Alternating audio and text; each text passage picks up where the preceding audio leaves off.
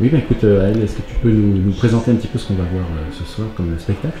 Oui, alors vous allez assister à l'Esprit de Noël. C'est un spectacle qui mêle texte, musique, bruitage, instrumentaux, autour de la thématique de Noël avec un regard un petit peu original, essayé en tout cas, sur cette thématique-là. C'est donc une création spécifiquement pour cette période-là, c'est quelque chose? Oui, c'est un spectacle de Noël. Comme on a dans les spectacles qu'on appelle les petites formes, on a ce spectacle-là de Noël. On en a une dizaine d'autres sur des thématiques variées qu'on a déjà données au domaine du Beaupré.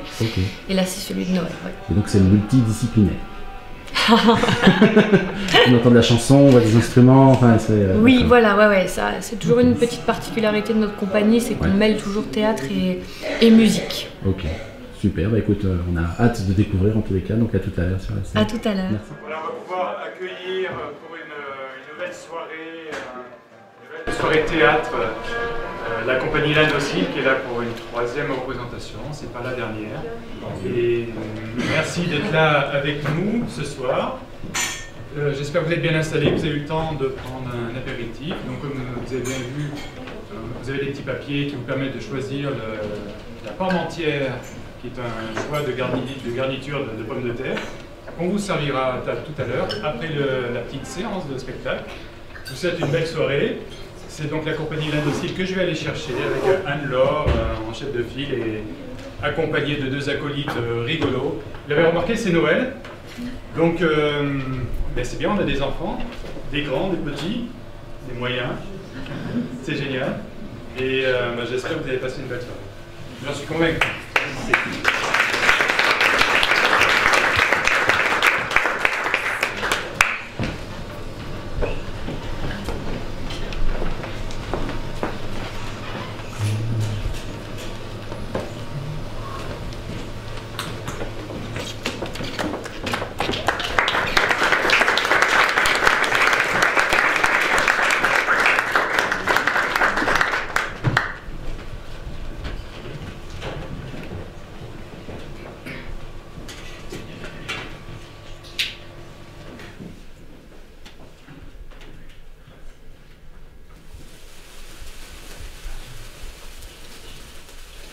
On s'éveille, du coton dans les oreilles, une petite angoisse douce autour du cœur comme mousse.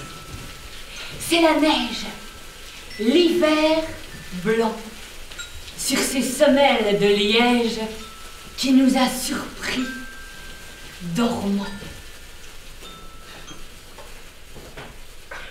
Nos cheminées sont vides, nos poches retournées.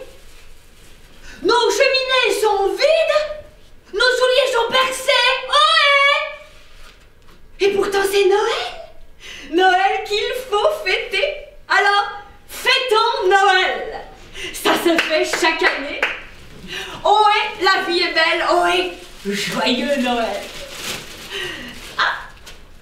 Mais voilà la neige qui tombe de tout en haut. Ah, elle va se faire mal en jambant de si haut.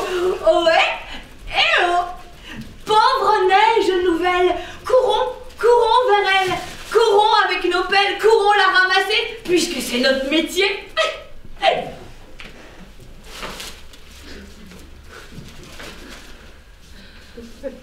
Jolie neige nouvelle, toi qui arrives du ciel. Dis-nous la belle, quand est-ce qu'à Noël arriveront de là-haut des dindes de Noël avec leurs dindonneaux?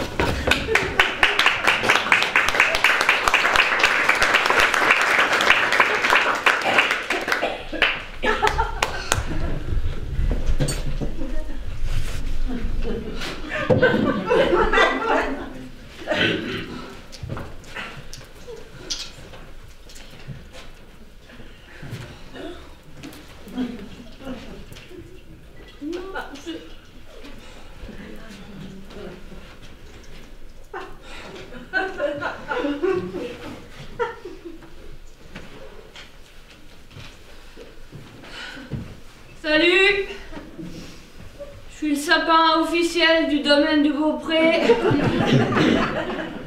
Et je suis super content. Bon bah quand faut y aller, il faut y aller. Vive le vent, vive le vent, vive le vent d'hiver. Non, c'est pas possible, je peux pas continuer cette vie de sapin. Est-ce que quelqu'un a déjà entendu, écouté? Est-ce que vous avez déjà été attentif aux paroles de cette chanson? Mais vive le vent d'hiver! Qui dit ça? Vive le vent d'hiver! C'est vrai que tout le monde adore se faire glacer la sève, se faire geler les aiguilles. Et la chanson continue en disant qui s'en va sifflant soufflant. Écoutez, c'est pas parce qu'il y a marqué sapin qu'il y a marqué crétin. Ah Nono? Nono? Oh Norman, t'avais dit que tu dirais quelque chose. Qu'est-ce qu'il y a? T'as les boules de fer en guirlandais ou quoi? Aucun piquant celui-là.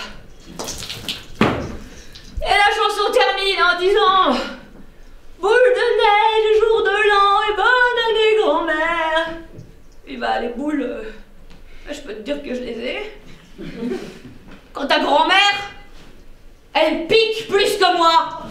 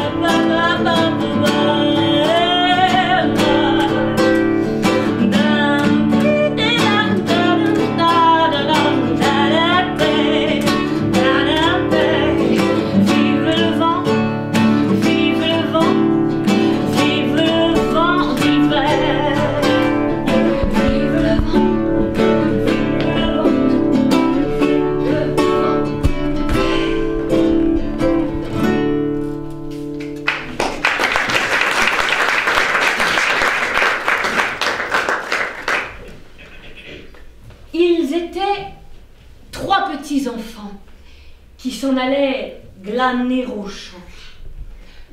Tant sont allés, tant sont venus, que sur le soir, se sont perdus. S'en sont allés chez le boucher. Boucher, voudrais-tu nous loger? Entrez, entrez, petits enfants, il y a de la place, assurément. Ils n'étaient pas sitôt entrés que le boucher les a tués.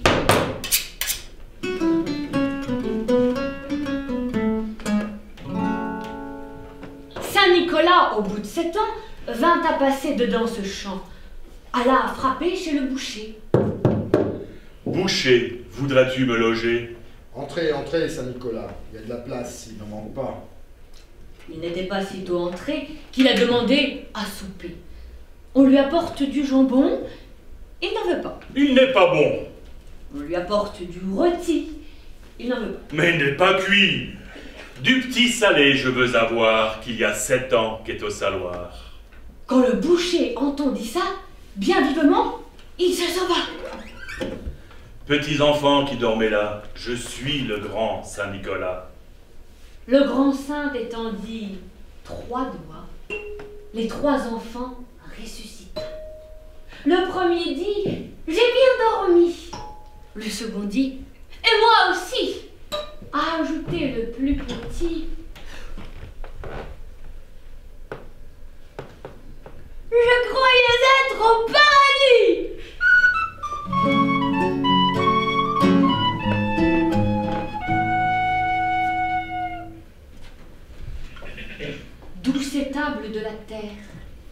pas plus grande qu'Apenty.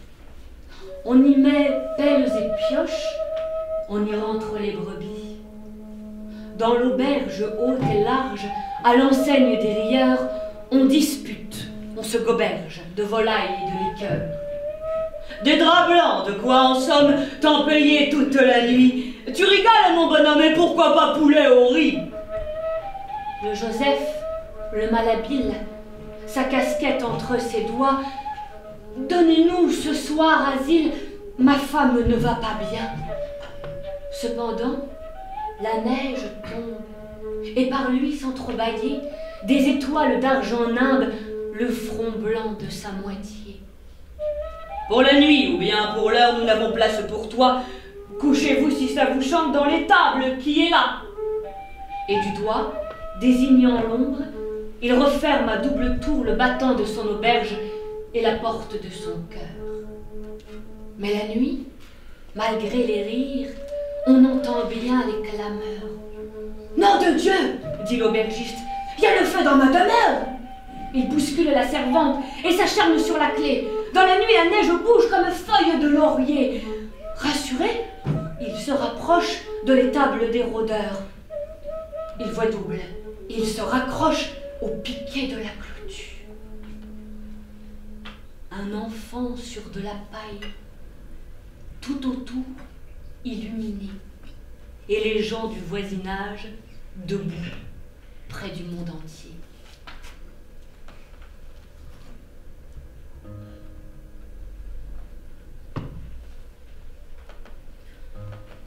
Holy night, the stars are brightly shining. It is the night of our dear Saviour's birth. Long lay the word and sing every pining, and in his name all oppression shall cease. Sweet hymns of joy in grateful chorus raise we all live in us, praise his holy name.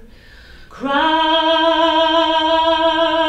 is the Lord, their name forever praise we. Noel, Noel,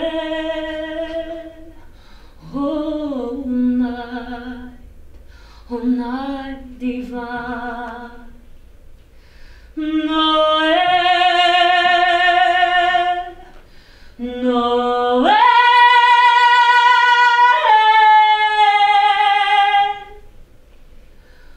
oh night, oh night divine.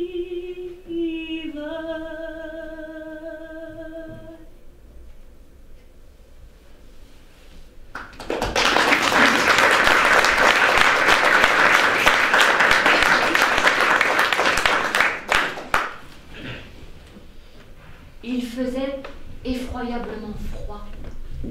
Il neigeait depuis le matin. Il faisait déjà sombre. Au milieu des rafales par ce froid glacial, une pauvre petite fille marchait dans la rue. Elle n'avait rien sur la tête, elle était pieds nus. Dans son vieux tablier, elle portait des allumettes. Mais ce jour, la veille de Noël, personne ne s'arrêtait pour considérer l'air suppliant de la petite. La journée finissait et elle n'avait pas encore vendu un seul paquet d'allumettes.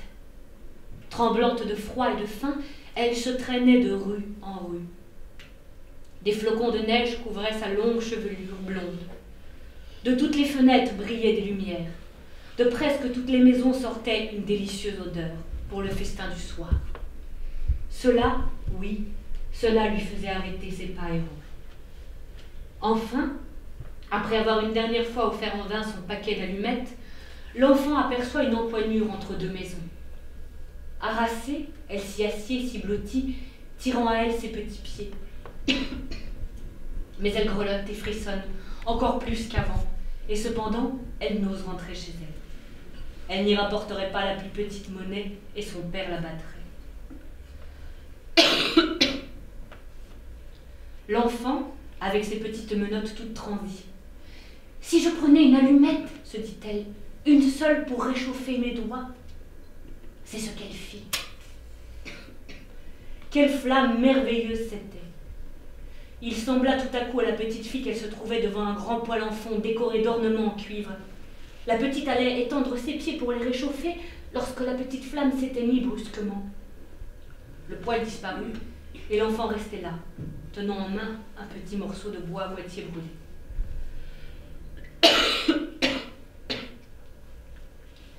Elle frotta une seconde allumette. La lueur se projetait sur la muraille qui devint transparente. Derrière, la table était mise. Elle était couverte d'une belle nappe blanche sur laquelle brillait une superbe vaisselle de porcelaine. Au milieu s'étalait une magnifique croix rôtie entourée de compotes de pommes. Et puis, plus rien. La flamme s'éteint. L'enfant prend une troisième allumette et elle se voit transportée près d'un arbre de Noël splendide. Sur ses branches vertes brillaient 1000 bougies de couleur. De tous côtés pendait une foule de merveilles. La petite étendit la main pour saisir la moins belle. L'allumette s'éteint. L'arbre semble monter vers le ciel et ses bougies deviennent des étoiles.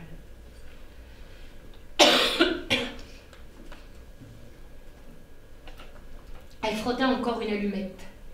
Une grande clarté se répandit et devant l'enfant se tenait sa vieille grand-mère. Le seul être qu'il avait aimé et chéri, et qui était morte il n'y avait pas longtemps. « Grand-mère !» s'écria la petite fille. « Grand-mère, emmène-moi !»« Oh, tu vas me quitter quand l'allumette sera éteinte. Tu t'évanouiras comme le poêle si chaud, le superbe rôti d'oie, le splendide arbre de Noël. Reste, je te prie, ou emporte-moi !» Et l'enfant alluma une nouvelle allumette, et puis une autre, et enfin tout le paquet, pour voir la bonne grand-mère le plus longtemps possible. Et la grand-mère prit la petite dans ses bras, et elle la porta bien haut, en un lieu où il n'y avait plus ni de froid, ni de faim, ni de chagrin. Le lendemain matin, cependant, les passants trouvèrent dans l'encoignure le corps de la petite. Ses joues étaient rouges, elle semblait sourire. Elle était morte de froid pendant la nuit qui avait apporté à tant d'autres des joies et des plaisirs. Elle tenait, dans sa petite main toute raidie, les restes brûlés d'un paquet d'allumettes. « Quelle sottise !» dit un sans-cœur. « Comment a-t-elle pu croire que cela la réchaufferait ?» D'autres versèrent des larmes sur l'enfant. C'est qu'ils ne savaient pas toutes les belles choses qu'elle avait vues pendant la nuit du Nouvel An. C'est qu'ils ignoraient que, si elle avait bien souffert, elle goûtait maintenant dans les bras de sa grand-mère la plus douce félicité.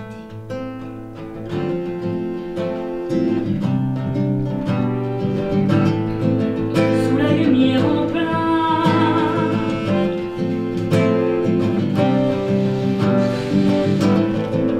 et dans l'ombre en silence,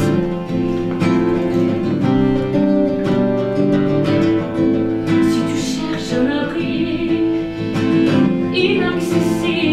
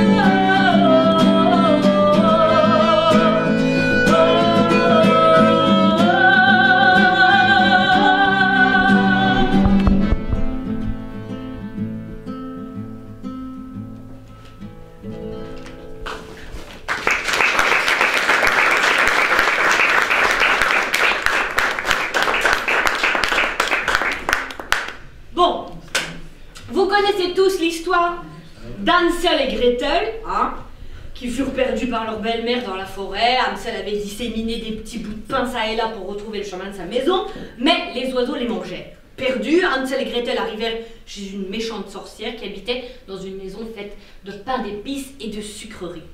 Elle gaba les deux enfants pour pouvoir les dévorer, mais les deux enfants, bien décidés à ne pas se faire prendre pour des billes 2 fois de suite, oui, parce qu'après le coup des petits bouts de pain, ça suffit, ils réussirent à piéger la vieille et à la pousser dans le chaudron. Voilà, ils découvrirent un coffre rempli d'or et puis ils retrouvèrent le chemin de leur maison. Mais, ce que l'histoire ne dit pas, c'est que depuis qu'ils sont rentrés, Hansel et Gretel, eh ben c'est la cata. Ils sont ingérables. Hyperactifs, capricieux, tête à claque, et alors, je ne vous parle pas des devoirs. Justement, je suis là pour remettre un peu d'ordre. Hansel, Gretel, dictée. Petit papa Noël, quand tu descendras, ah, vous la connaissez aussi, du ciel avec tes jouets par milliers, hein, n'oublie pas mon petit soulier. Un seul copie. Voyons voir le désastre. Alors, petit papa Noël, quand tu Quoi? Sandra? Non mais c'est pas 1, 2, 3, 4, 5, 6, 7, 8, 9, 10 Sandra. C'est descendre, descendre, le verbe descendre. Avec des jouets, des jouets par milliers, Hansel, au cas où tu n'as pas encore compris, ça suppose qu'il y en a plusieurs, parce que imagine, il n'en rapporte qu'un pour tous les enfants, mais il serait pas content. Vous seriez pas content d'avoir un seul cadeau? Ça serait la cata. Ah oui. Ensuite, n'oublie pas mon petit... Alors ça c'est la plus belle. N'oublie pas mon petit soulier, Hansel. S-A-O-U-L. Plus loin, yeah. Oui, bah yeah. Et toi, Gretel, copie? Mais allez. Alors, petit papa Noël, je veux une Wii, une guitare avec des paillettes qui s'accorde toute seule et qui joue toute seule. Gretel, qu'est-ce que c'est que ça? Mais j'ai pas fini ma liste de cadeaux au Père Noël. Et bah tu fais ça pendant la dictée? Ah oui, mais j'ai peur de ne pas terminer à temps. Et toi, t'as fini ta liste? Ah oui. Et qu'est-ce que t'as commandé? Alors, j'ai commandé une huître en plastique qui fait poète-poète, un char d'assaut russe qui fait coin-coin, un string en peau de léopard... Oui, c'est bon. On est au domaine du beau-prix, quand même. Et vous avez fini votre liste au Père Noël? Eh ben alors, elle est finie ou elle n'est pas finie? Mais il faut se dépêcher, je vous signale, c'est dans... Voilà. Hein? Qu'est-ce que vous avez commandé au Père Noël, vous, par exemple? Qu'est-ce que t'as commandé? Un truc. Maman, elle sait?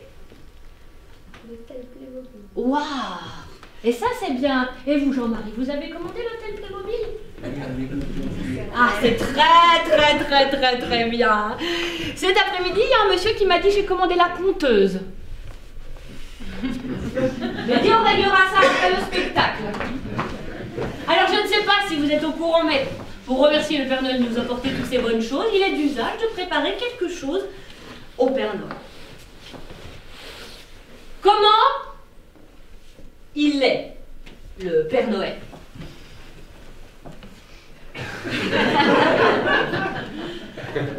Il est Beau. Il est beau. Et il est un peu gros. Il est un peu, mais il est un peu rond parce qu'il est... Mais exactement. Alors, mesdames et messieurs, en exclusivité mondiale, je vous propose d'accueillir ici ce soir quelqu'un qui le connaît très bien. Je vous demande de faire un triomphe à un des petits mignons Pinou.